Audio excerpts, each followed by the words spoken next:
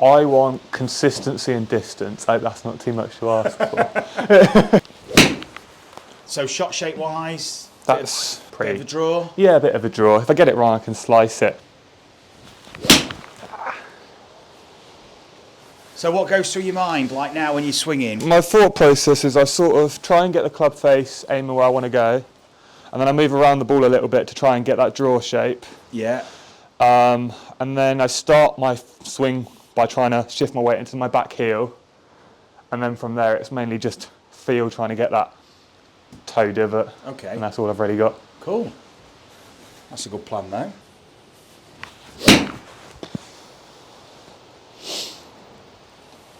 Your body's trying to access as much as it can from the ground, but we haven't got time to get it through the body because we're still loaded into the floor. We need to be unloading, we need to be pushing off and sequencing to get that through to the club. Mm-hmm. But the problem is we've already fired the sequence early as we're loaded into the floor. Okay. Can't use the drop and pot really. It means you have to kind of stay down on the shot. Your swing arc, if you like, widens early, so now it's wide. And it's shallow, so you've got to stay down to get a strike. Mm-hmm. As opposed to thinking of the levers here, the club and the arm, thinking of it as jackknifing. Mm-hmm. Here. So it's working back in towards the body, and now you can let the club drop and you can let the swing arc widen later. So you've now got the club travelling steeper on its way down, and the arc is widening as you're pushing off the floor. Okay. So we've got an opportunity to use the push-off, the pop. Suddenly these things unlock whole patterns. And it's like, oh, that rotates the face, and suddenly now everything else can just, it facilitates everything else. That's what we'll start with first. We'll start with the club. Mm-hmm. And what I'm going to do with you is just put this on the club head. Are you naturally right-handed? Yeah. Okay, so hold it with your right hand. A bit lower down, Jay. Hold the club lower down, but lift the club up in the air, because we're going to be swinging it, and you're going to be rotating it. And if you're too close to the ground, you'll hit the ground and it'll fly off. Okay. So what I want you to do is just make some little swings back and forth with your right hand like this. And just, opening and closing. Cool. What I want you to do is imagine that white line there, that fading line, is where the ball is, middle of the stands, that's your midline. Mm-hmm. Can you close that to the floor before you get to that line on the way down? Much earlier than that. Cool, so keep your grip for me, hold it there, keep your grip, just relax it, so we can really close it, even more than that, there you go, so you want that, that's a toe deep. Okay. It's not going to be like that in a golf swing, because as you rotate your body, so if you were to rotate, it's going to be more like this, but in reality, but we've got to give the wrist free rein to just rotate that face. Okay. So you're going to really close that, so it's going to look like this afterwards. Okay. Yes, way better. There's probably more, if you like, pressure on the club. You're on top of the club with your hand, as opposed to there. That's swinging, and you've got to hold that. Mm-hmm. It's unstable. Yeah. As soon as you rotate it, you've got more control. You're on top of the golf club. It's swinging that way, and you've got control of this.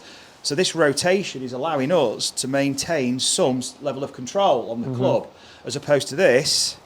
Suddenly now the club's trying to do that. Yeah. It's trying to torque. It's torquing this way, and our connection to the club, our linkage, isn't really stable. So what do we have to do? We have to grip tighter.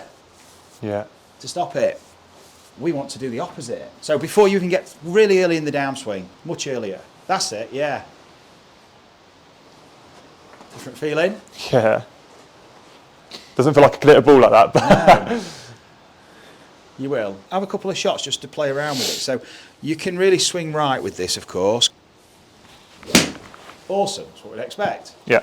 Once we start to change the forces, improve this and improve the way the body's moving, essentially, we improve the pivot. And then you get the synergy between the pivot and the levers, and suddenly everything starts to synchronise. Okay. That's where we're going to go with your body movement. First of all, we've got to have an opportunity to improve the body movement. So we've got to get the freewheeling. We've got to get, that's it. We've got to get the freewheeling club head. Okay. Different feeling? Yeah, different feeling. Awesome. Well done. It's allowing this to hinge more freely. Yeah. I do feel like before I would try and control my shot by I don't know, don't release it, but sort of control where the face is going. Yeah, yeah. And that would be tighter, but you sort of just got to trust it, I suppose. Yeah, because what's going to stabilise the face is how you're moving your body. So when you rotate, this gets left behind. Yeah. And if you rotate faster, so you use your forces to create the torque at the right time, you maintain this tension. Mm-hmm. So I'm maintaining that tension. As soon as I stop, the tension's lost, and that wants to take over. Yeah. So if my body's stopping, essentially, if I'm not pushing off, if I've not got that sharp spike and I'm pushing off, the push off helps speed up the rotation of the sequence here, and then this is starting to trail. You've got a natural tension that you're creating from the body rotation, and as you saw earlier, it helps to stabilise the face. It counterbalances.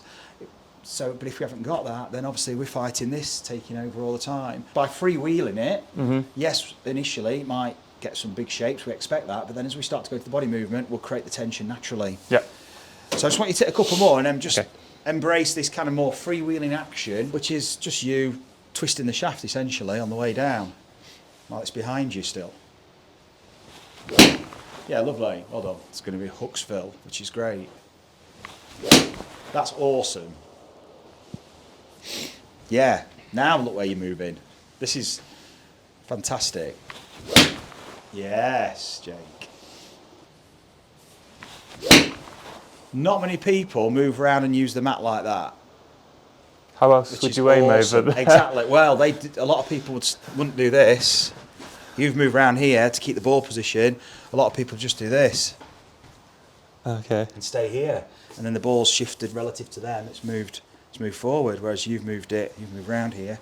They don't use the mat. Same likewise this way. So that's refreshing to see straight away.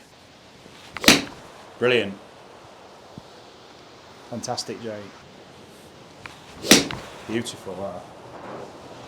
That is really, really good, Jake, that. Same thing, just step up to your 7.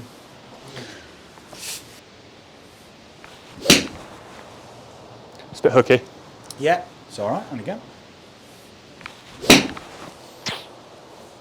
Okay, so what we're recognising, and this is so important, is when you want to go for more speed. Yeah. Where do you go? Yeah. If you love the coaching and want to experience the effects of the training that you see with our pupils, you can purchase the GRFI system yourself by following the link in the video description. You'll get all the equipment and a 2-hour download covering all the fundamentals, exploring your movement and how you can use the ground and create those all-important ground reaction forces and transfer them through to clubhead speed and experience the gains that you're seeing in the videos.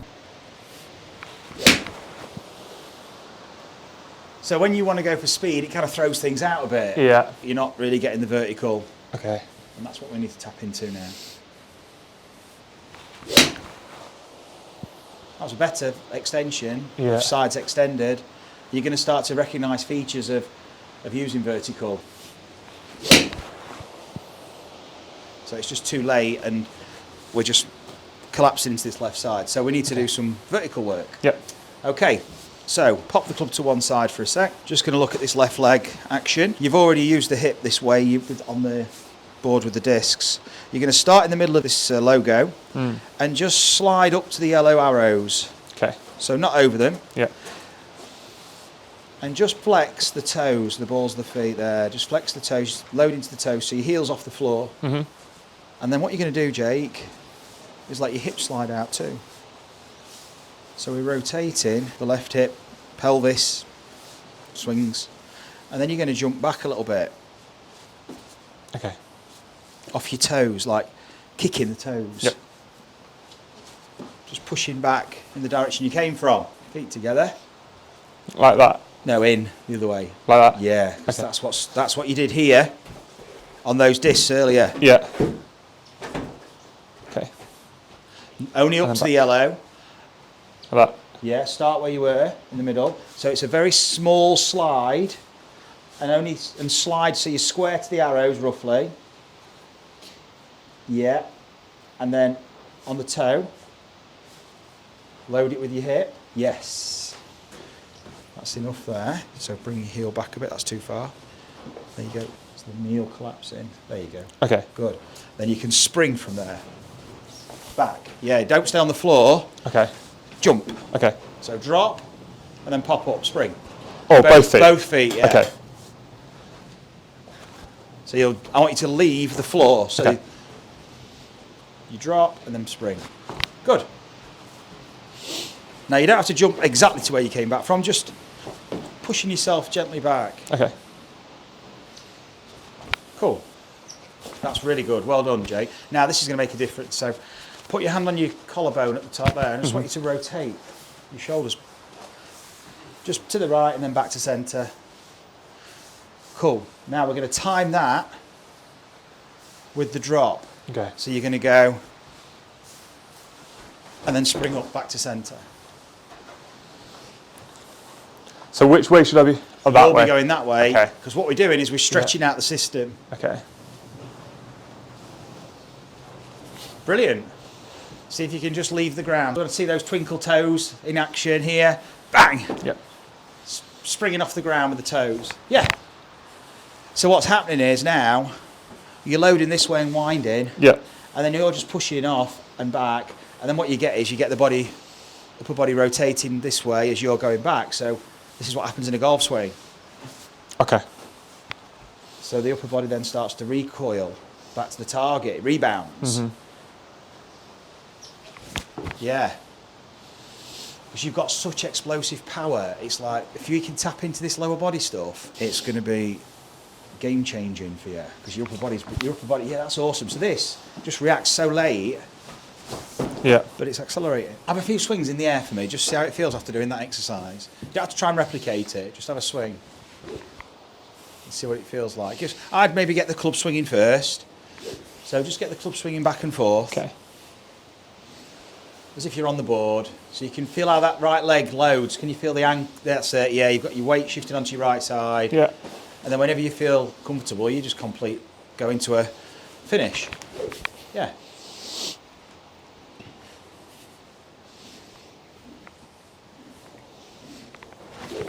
So what we're seeing, as you speed it up, you're not letting the levers react, pushing up, letting the levers react.